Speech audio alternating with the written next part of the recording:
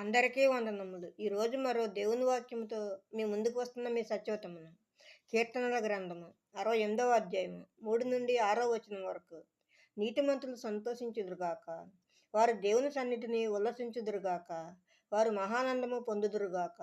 దేవుని గూర్చి పాడుడి, ఆయన నామమును బట్టి స్తోత్రగానము చేయుడి. వాహనమెక్కి అరణ్యములలో ప్రయాణం చేయు దేవుని కొరకు ఒక రాజమార్గం చేయుడి.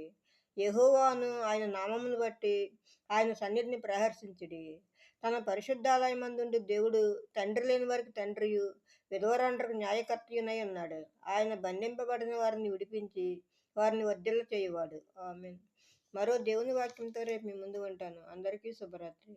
మన ప్రభువును ప్రియరక్షకుడైన యేసుక్రీస్తు కృప, కాపుదల, రక్షణ, ఆశీర్వాదము మన అందరికీ సదాకాలము ఇప్పుడు ఎప్పుడు సదాకాలం తోడైండును గాక. ఆమేన్. ఆమేన్.